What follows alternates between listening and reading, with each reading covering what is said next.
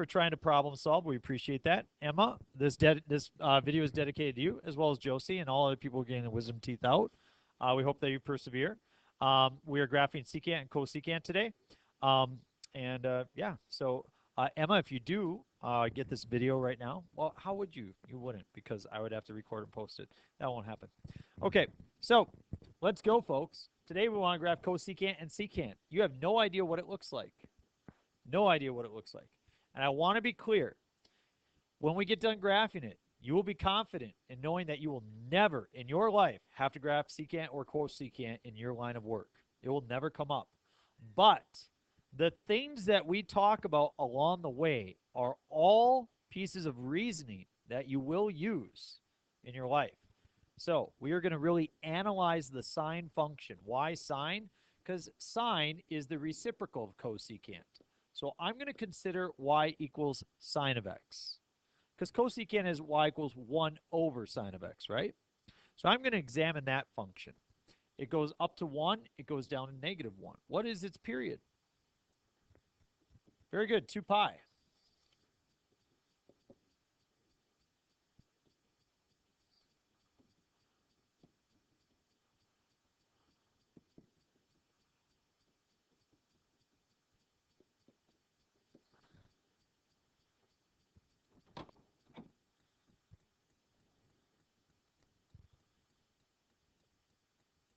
Are we all good?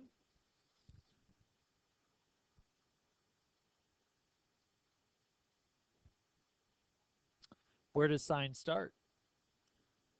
Starts in the middle. And it goes up.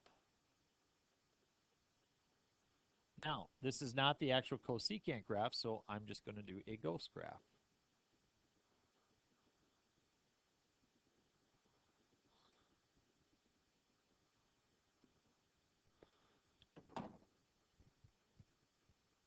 The question is, if we look at the sine graph, can we use that information to come up with the cosecant graph? Because what is the relationship between sine and cosecant? They are reciprocals. So I look at the sine graph, and I notice some very interesting points. Number one, what is the height of the function right here? 0. Well, cosecant's the reciprocal. What's the reciprocal of 0? Undefined. And if a graph is undefined, what do we draw? A vertical asymptote. Look at that. So this will help us sketch the cosecant graph. The cosecant graph has vertical asymptotes. Where do those vertical asymptotes occur? Wherever sine is equal to 0. Because they are reciprocals. Isn't that cool? Yeah. Okay, still don't have any portion of the cosecant graph. We have some guides, some structure to help us, but we want to see more. So I'm going to go to another spot on the graph that might help us out. What's the height of the graph here? 1. And what is the reciprocal of 1? 1. Right? If I have 1 over 1, the reciprocal is still 1 over 1. So the reciprocal of 1 is 1. So it looks like cosecant and sine actually share a value right there. Well, I need to know more. So I'm going to go to this spot right here. This spot right here. Is this a big value or a small value? It's a small value. What's the reciprocal of a small value? A big value.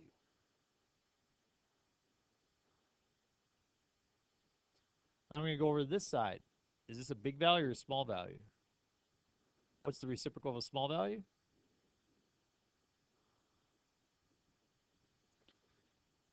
So it looks like cosecant has this kind of U-shaped thing that sits up on its maximums. What about those minimums? What is the height of the function right there? Negative 1. What's the reciprocal of negative 1? Negative 1. So they connect here and they go down.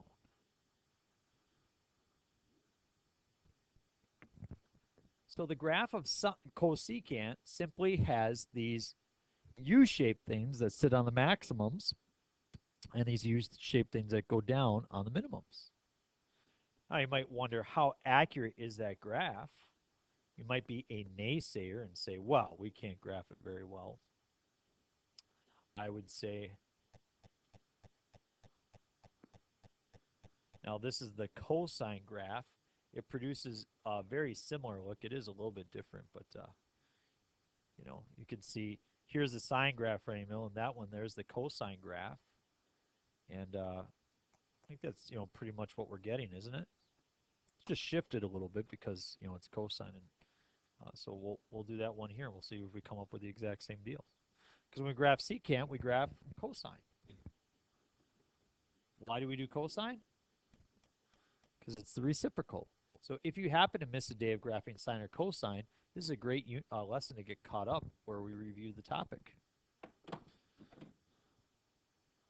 1, -1, 2 pi, pi, pi over 2, 3 pi over 2, -2 pi, negative pi, negative pi over 2, negative 3 pi over 2.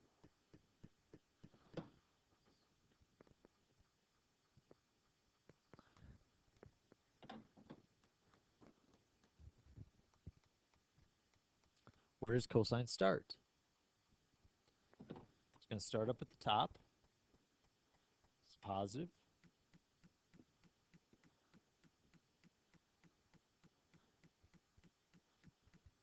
That would probably be enough to produce the rest of our graph, but we will draw this in its place so we can make sure we get it right.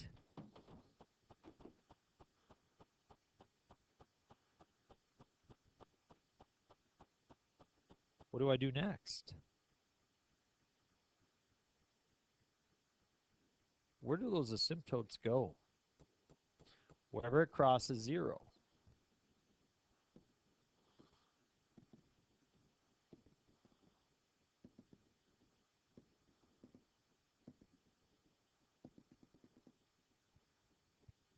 And what's my next step after that?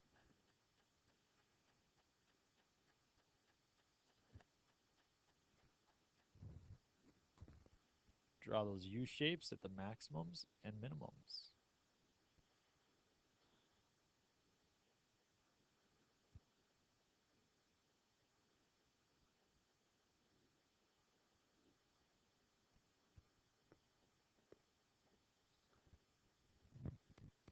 And I think that that pretty much matches up with the type of graph that we sketched on our calculator, doesn't it?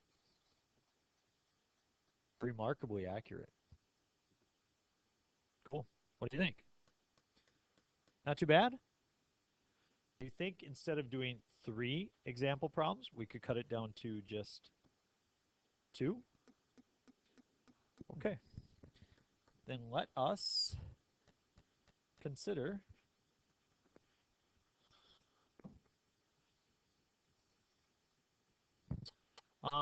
let's do this. We will do y is equal to -3 cosecant of 2x. We'll kind of take 2 problems and put them into one. Since you guys are an extremely intelligent class, you don't need all 3 examples. So what do I start by graphing?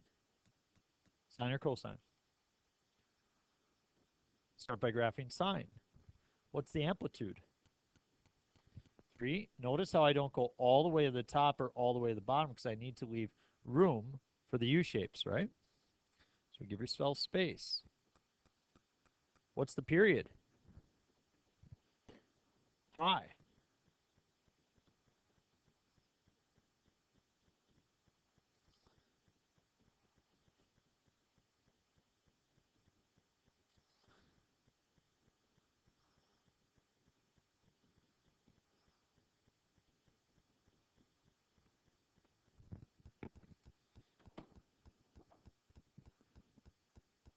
Where do I start? Max, min, or middle? Middle. Am I going to start by going up or going down?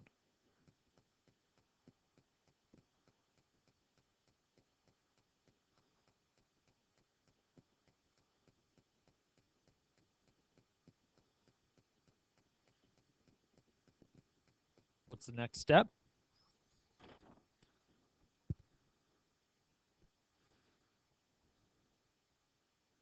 Asymptotes.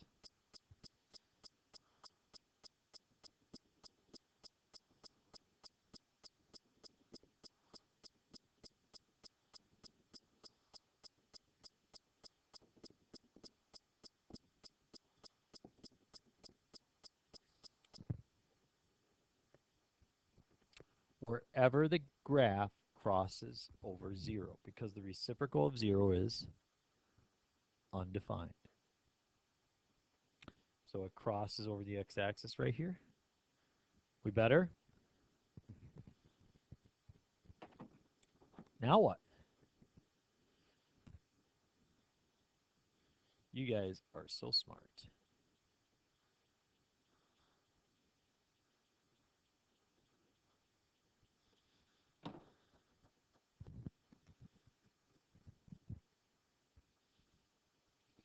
So, thanks for being fun. Are you ready for the last one? Can you handle it? What I love about this problem, one thing that teachers try to do, hopefully, is take a problem and have it be kind of a cumulative problem of everything you've learned so far from the unit. And that's what's great about this one is it encompasses everything that we've talked about so far. If you can do this one, you're a golden A on the test. So I have secant, so do I graph sine or cosine? I graph cosine. If you notice, this one has amplitude, has period, has horizontal shift, has vertical shift, has the whole kit and caboodle, right? Shebang, whole shebang. What's the vertical shift? 2. What is the amplitude? So if the vertical shift is 2 and the amplitude is 4, what's the maximum height of the graph? What's the minimum height? -2. So I'm going to go up by twosies. Dos. Spanish for 2.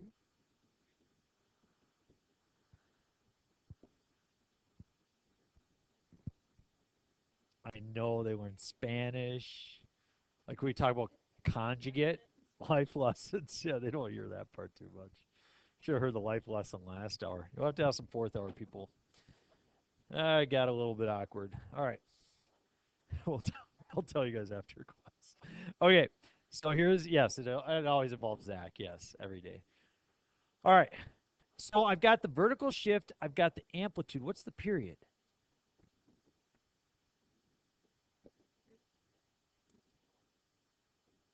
Pi. Because I take 2 pi and divide it by 2, and I get pi.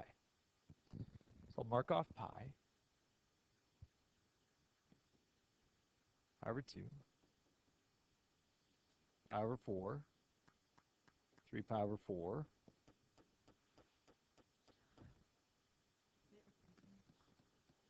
Yeah, I gave myself way too much space. That's okay. Just really not needed.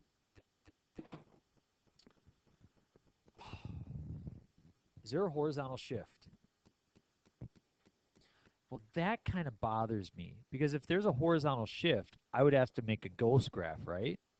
So I'd have to make a ghost graph of a ghost graph with asymptotes. Like, that would be a lot of stuff to see on your paper, wouldn't it? So how about we don't do that? And how about I show you a way to work around that? First, let's find the horizontal shift. We have to take 2x plus pi over 2 and set it equal to 0. So 2x equals negative pi over 2. How do I get rid of multiplying by 2? 4 multiplied by a half. And negative pi over 2 times a half is negative pi over 4. So it looks like the horizontal shift is negative pi over 4.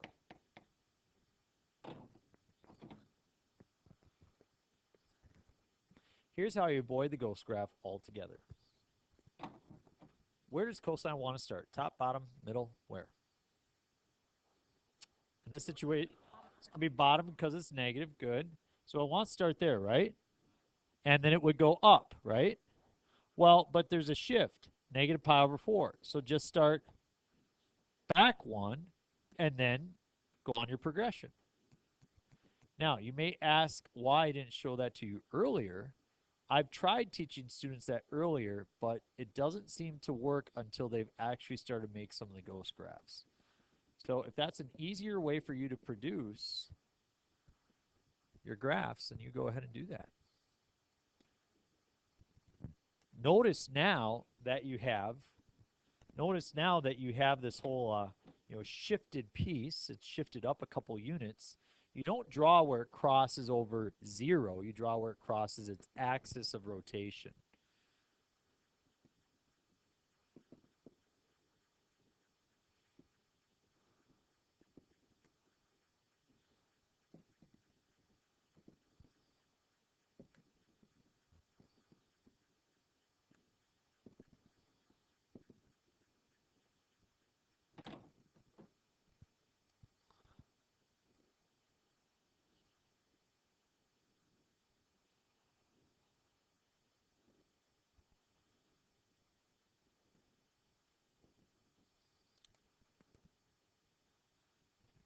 And that's that. What do you think, folks? That's it. That's the unit on graphing trigonometric functions. Because you were so smart, you have no problem doing this on the test. Emma, Josie, Shayna, Logan, everybody else, later.